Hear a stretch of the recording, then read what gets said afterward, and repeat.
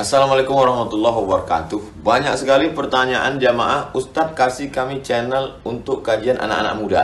Di antara anak muda berasal dari Aceh, luar biasa. Channelnya Maulizul Akbar Nak.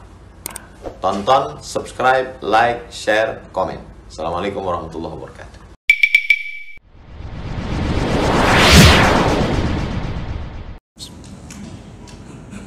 Assalamualaikum warahmatullahi wabarakatuh. Alhamdulillahi rabbil alamin. Hamdan katsiran tayyiban mubarakan fihi. Asyhadu an la ilaha illallah wahdahu la syarika lah. Wa asyhadu anna Muhammadan 'abduhu wa rasuluhul karim. Allahumma shalli wa sallim على نبينا وسيدنا المصطفى محمد وعلى آله وأصحابه أجمعين. أما بعد، رب اشرح لي صدري ويسر لي أمري واحلل عقدة من لساني يفقهوا قولي. Segala puji bagi Allah, kemudian salawat dan salam pada Rasulullah, pada keluarga dan seluruh sahabat-sahabatnya. Bapak Ibu jamaah salat maghrib dan isya, ya Allah muliakan insyaAllah. Di pertemuan yang lalu kita sudah membahas tentang di antara penyebab datangnya keberkahan rezeki, yaitu kita bersedekah atau berinfak di jalan Allah. Maka barang siapa yang menyedekahkan harta yang diberikan oleh Allah kepadanya, maka Allah pun akan menambah pemberiannya. Dan ini banyak dalil yang telah kita bacakan, dan semua itu janji-janji Allah dan Nabi. Bahkan dalam salah satu hadis Rasulullah SAW menyatakan bahwa Allah mengatakan, wahai anak Adam, unfiq alaik. Wahai anak Adam, kalau engkau bersedekah, maka kami akan menambah sedekah untukmu. Itu hadis qudsi yang menyatakan janji Allah kepada orang yang banyak bersedekah, maka Allah balas dengan banyaknya keberkahan pada rezekinya.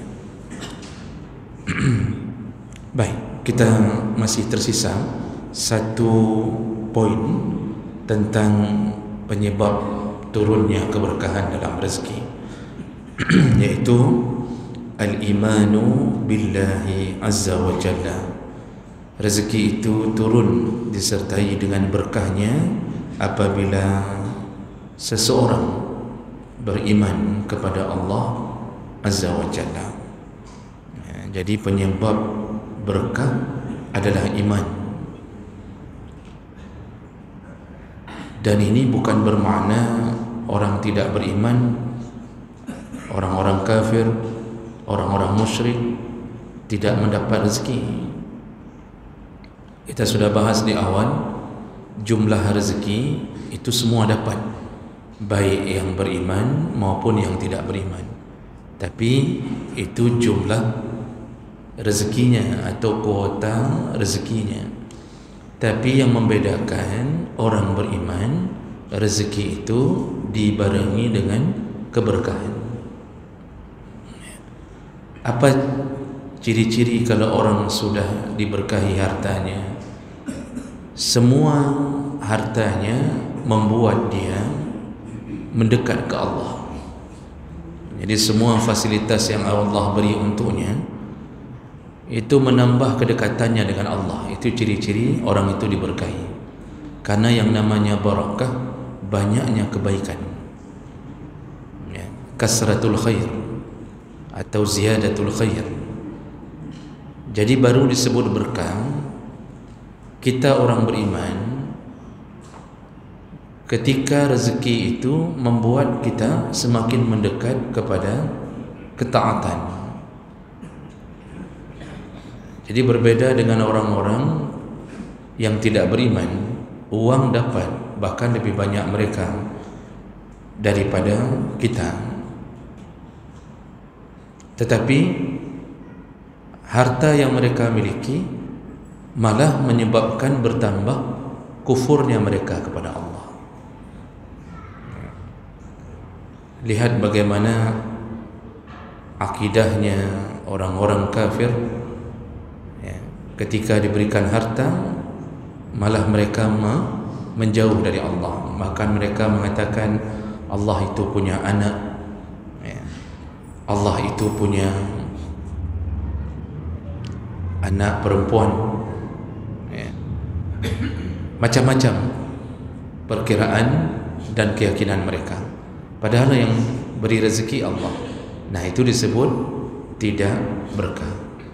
Begitu juga orang beriman, rezekinya membuat mereka mendekat, terus bersedekah. Kalau punya mobil, mobilnya dijadikan sebagai fasilitas. Ketika hujan tetap datang ke masjid, menolong sesama muslim, ya, ada saja kebaikan yang dilakukan, yang gekeun keberkahan. Nah, makanya ini hanya didapatkan, ya, oleh orang-orang yang beriman, tidak didapatkan oleh orang yang tidak beriman. Dalam surat Al-Baqarah 126, Allah Subhanahu wa taala mengatakan, wa idz qala Ibrahim rabbi ja'al hadha baladan amina warzuq ahlahu minas samarat man amana minhum billahi wal yawmil akhir. Jadi Ibrahim alaihissalam mendoakan kota Mekah, tempat dia meninggalkan istri dan anaknya Ismail. Ibrahim berdoa, Rabbi ja'al hadha baladan amina, ya Allah, jadikanlah negeri ini negeri yang aman. Warzuq ahlahu. Nah, di situ beliau mulai mengatakan, berikanlah rezeki kepada penduduknya, minas samaran, dari semua buah-buahan. Artinya tumbuhkanlah pepohonan, berikanlah mereka buah-buahan. Dan itu ternyata Ibrahim menambahkan kalimat man amana minhum billahi wal yawmil akhir. Berikan rezeki itu ya Allah dengan ditumbuhkan berbagai keberkahan kepada mereka yang beriman, ya, yang beriman kepada Allah dan hari akhir.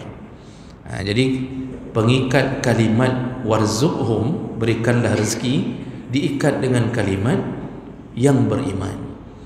Tentu Ibrahim tahu bahawa sebelum beliau ada, orang-orang yang menyembah berhala pun diberi rezeki.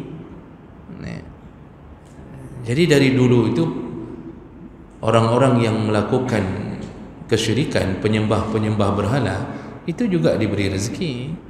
Dan semua Nabi tahu tidak putus rezeki mereka.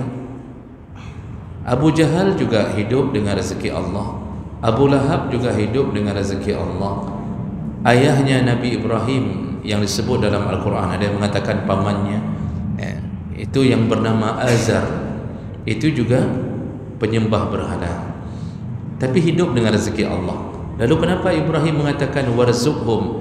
Tentu yang dimaksud bukan jumlah rezeki, tetapi yang dimaksud adalah berikanlah keberkahan rezeki bagi penduduk kota ini yang beriman kepada Allah dan hari akhir. Maka coba lihat kota Mekah dan sekelilingnya, Pak. Itu kota Mekah itu betul-betul diberkahi Allah. Yang tanah gersang, di padang pasir tanah gersang, tapi tak pernah surut daripada keberkahannya. Kenapa? Salah satunya adalah iman. Jadi penduduk Mekah itu kapan mulai beriman sepenuhnya kepada Allah? Ketika dita'alluqkan kota Mekah oleh Nabi, yang mengirim yang berjalan dari Madinah dengan 10.000 pasukan ingin menaklukkan, merebut kembali kota kelahiran beliau, yaitu Makkah. Nah, setelah itu ternyata tidak ada perlawanan. Penduduk Mekah merasa ketakutan. Mereka mengatakan, Muhammad yang dulu kita usir kembali dengan 10.000 pasukan, tidak ada yang berani lawan. Nah, akhirnya direbutlah kota Mekah, dan langsung Nabi mengajak mereka, dalam tanda kutip memaksa mereka untuk menyelamatkan dengan cara masuk Islam. Jadi sebenarnya memaksa itu untuk menyelamatkan. Hampir semua masuk Islam kecuali segolongan kecil yang dipimpin oleh Ikrimah bin Abi Jahal, anaknya Abu Jahal, waktu itu belum masuk Islam, melarikan diri sejumlah kecil dari penduduk Mekah, dan mereka mengasingkan di pinggiran-pinggiran Mekah, di lembah-lembah, jadi tidak mau masuk Islam. Tapi ujung-ujungnya Ikrimah pun menyatakan keislamannya. Jadi anak Abu Jahal itu, walaupun bapaknya mati dalam keadaan kafir dan penuh dengan kebencian kepada Nabi, tetapi anaknya Ikrimah masuk Islam. Bahkan dalam beberapa riwayat hadis, Ikrimah lah yang merawikannya. Jadi memang tidak mesti seorang ayah yang musyrik akan menjadi penyebab anaknya juga musyrik. Dan ini adalah takdir Allah Subhanahu wa taala.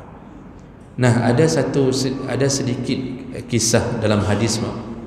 Jadi ada sekelompok kecil yang melarikan diri dari Mekah, lalu mulai membuat berhala baru di lembah-lembah di pinggiran kota Mekah. Jadi membuat berhala baru, mereka mulai menyembahnya. Jadi dari sekelompok kecil penduduk Mekah, terdengarlah berita itu kepada Nabi SAW, dan mulai terdengar kabar bahwa berhala yang mereka buat, berhala baru setelah Nabi menaklukkan kota Mekah, itu berhalanya mengeluarkan suara, mengeluarkan suara dari berhalanya. Ini hadis.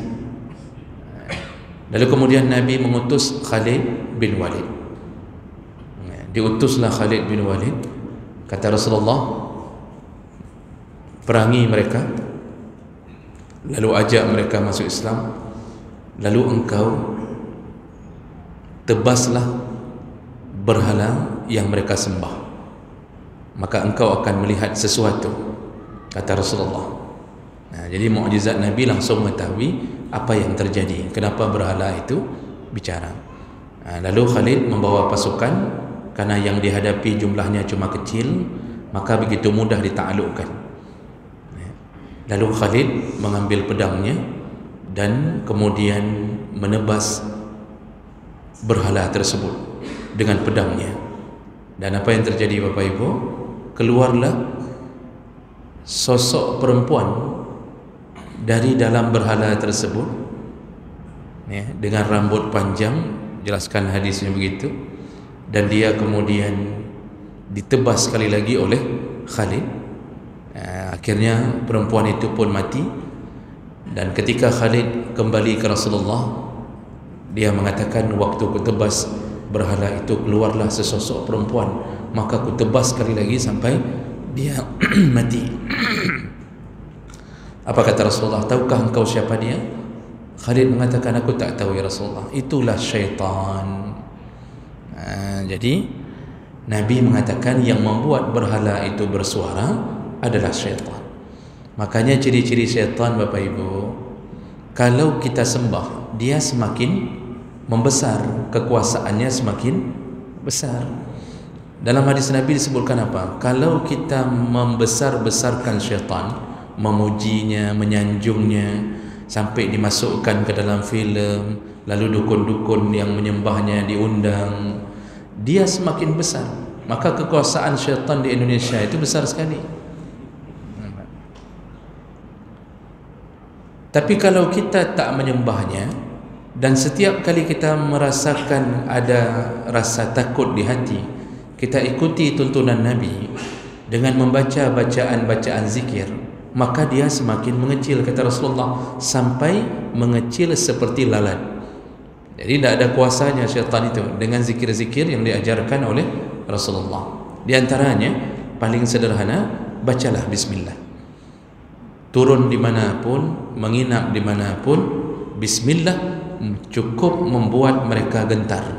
Makanya ingat kembali pelajaran tentang adab ketika memasuki rumah, itu bukan assalamualaikum dulu. Ketika memasuki rumah itu bukan langsung assalamualaikum, Pak. Baca dulu bismillah baru assalamualaikum. Ketika baca bismillah, maka langsung panglimanya syaitan berkata kepada pasukan yang dibawanya mengikuti kita, yang dia rencana ingin tidur di rumah kita, ingin mengganggu kehidupan ibadah kita. Apa kata panglima syaitan? La mabita lakum wala asya. Kita tidak bisa tidur di rumah ini malam ini, wala asya. Nah, waktu kita baca bismillah, dia juga mengatakan kita juga tidak bisa makan apa-apa dari makanan penghuni rumah ini, hanya dengan bismillah. Itu hadis sahih. Kekuatan zikir Allah, karena syaitan paling takut ketika lidah kita menyebut nama Allah. Itu perlawanannya. Maka jangan dibesarkan syaitan. Oh, kalau kita mau singgah di satu tempat yang asing, artinya kita tidak pernah nginap di situ. Apakah kita nginap di wisma, di hotel? Maka Rasulullah suruh baca tambahannya.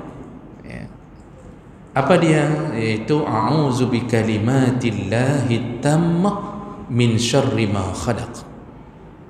A'udzu bikalimatillahi tammah.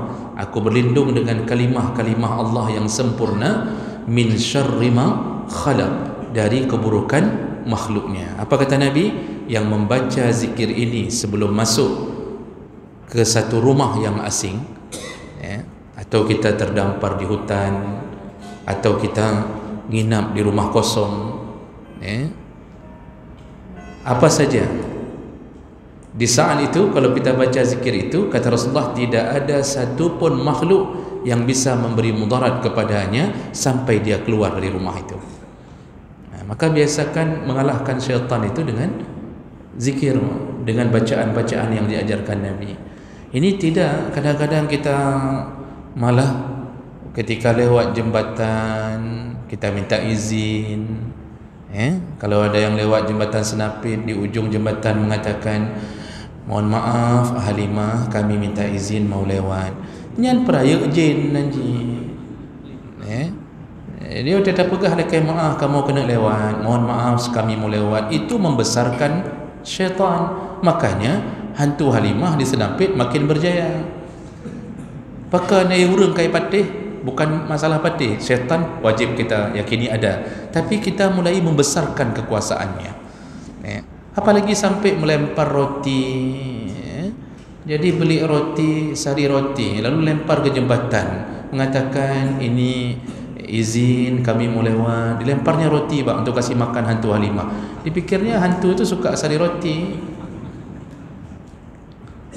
Ada yang menyembelih ayam, mau buat jembatan saja sembelih ayam. Ini namanya membesarkan syaitan. Maka dia makin berkuasa. Apalagi suasana kita di Indonesia sangat mendukung, didukung oleh filem-filem hantu dari tahun 70-an yang filem Suzana yang habis-habis. Kita lewat dalam kegelapan saja terkencing-kencing. Padahal Allah menjaga kita. Makanya iman itu menyebabkan kenapa sahabat tidak ada rasa takutnya.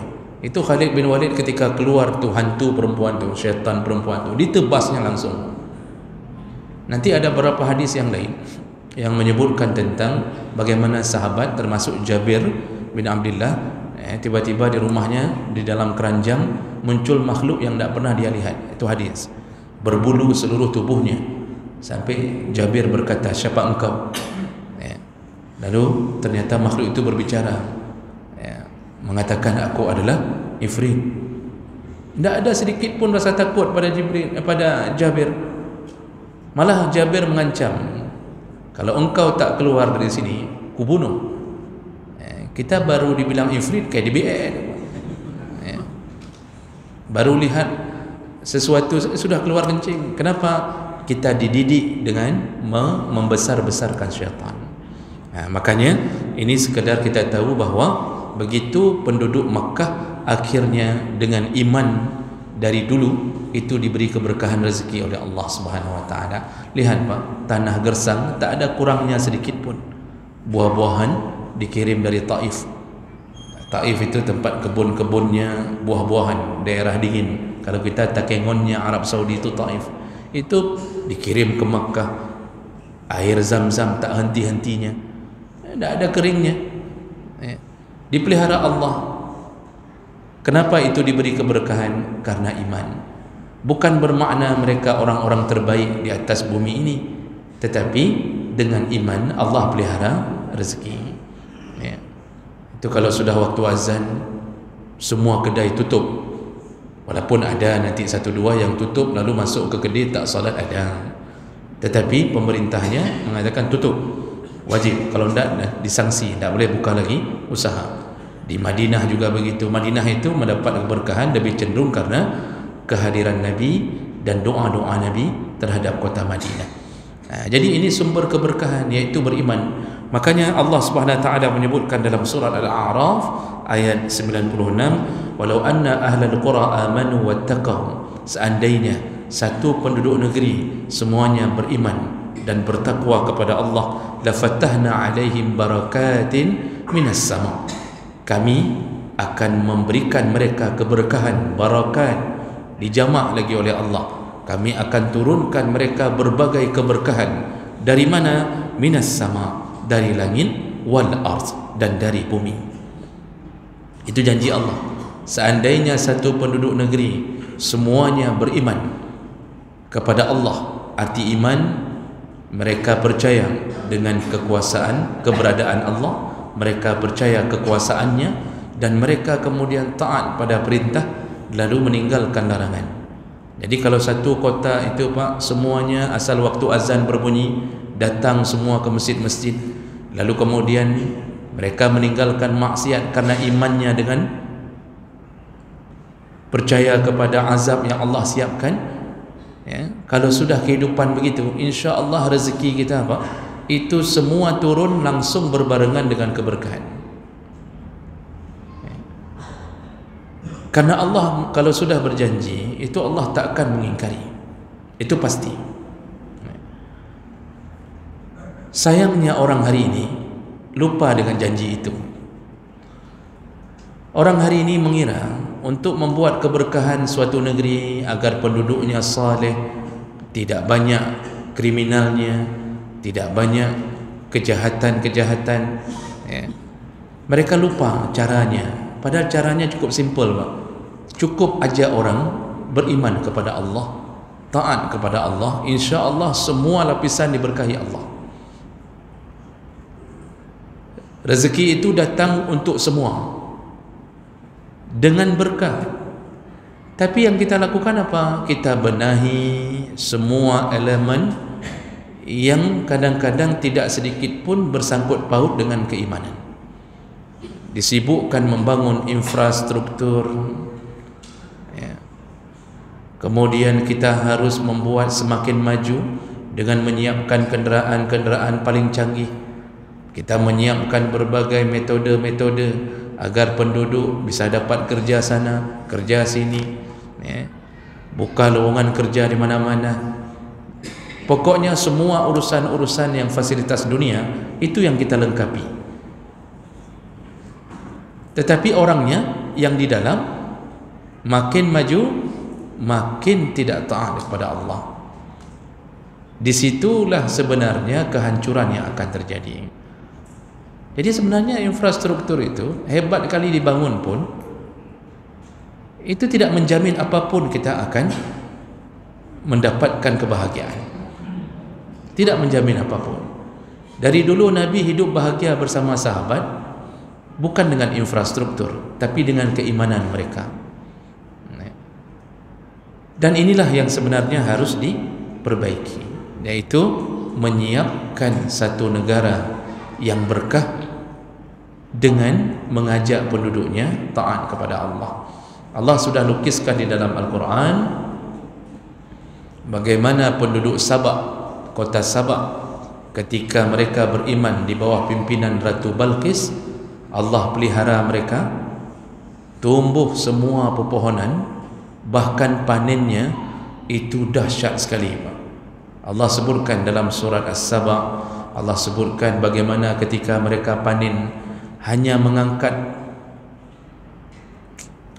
keranjang, meneletakkan keranjang di kepala mereka, lalu mereka berjalan di bawah pohon-pohon mereka, semua buah-buahan yang ranum itu jatuh sendiri ke dalam keranjangnya. Artinya saking banyaknya buah-buahan itu, jadi taruh keranjang jatuh, taruh keranjang jatuh, panen gila-gilaan. Kenapa? Mereka beriman kepada Allah. Begitu Ratu Balqis meninggal dunia, mereka kemudian kufur lagi kepada Allah. Apa yang Allah lakukan? Allah keringkan semua tumbuh-tumbuhan. Lalu Allah kemudian hancurkan mereka dengan bendungan yang sudah dibuat, bobol, kebanjiran, semuanya mati. Sudah kering, tanahnya kering, semuanya mati. Begitu keadaan mereka. Kenapa? Mereka meninggalkan Allah. Makanya kalau kita belajar dari sini, ini kota kita ini menyohana tak cegah buat maksiat. Kalau narkoba merajalela, judi online merajalela, tunggu Allah hancurkan kota kita ini. Makanya amar ma'ruf nahi mungkar itu wajib. Pemimpin-pemimpin yang akan jadi wali kota itu sebenarnya baca kembali Quran, pahami kembali tentang maksud Allah untuk mendapat bahagia, yang begat penduduk kota. Usahakan semuanya dekat dengan Allah. Jadi seharusnya seorang wali kota itu mengajak semua penduduknya, kita wajib salat, semua kedai kalau maghrib tutup, kalau subuh semua keluar. Paling kurang dulu pegawai-pegawai sendirilah, yang ASN yang kerja-kerja di kantor wali kota, hotel lehu yang tok madu, yang yujak semayang madu. Kalau sudah pemimpin salat, insya-Allah warga pun akan mulai mengikutinya. Buat peraturan-peraturan. Jangan ada orang di kedai kopi ketika salat maghrib yang hanya ditutup tirai saja. Mereka duduk. Hari ini kan begitu, Pak. Tak ada yang peduli. Padahal cukup turun sekali saja wali kota ke situ, peringat urung warung kopi, menyong lagi nyong ka pegat long, singgah tok. Kerjasama dengan para pembesar-pembesar militer. Insya-Allah kota aman, kembali Allah berikan berkah. Orang miskin pun tak merasa miskin. Ini kadang-kadang itu tidak dipikirkan. Yang dipikirkan buat ini, buat itu. Tapi orang semakin jauh dari Allah, tunggu kehancuran. Karena Allah telah menceritakan beberapa kisah agar menjadi pelajaran bagi kita. Nah, ini jemaah melakukan Allah SWT. Maka kita jagalah iman kita, taatlah kepada Allah, maka Allah akan berikan rezeki yang berlimpah insya-Allah melalui keberkahannya.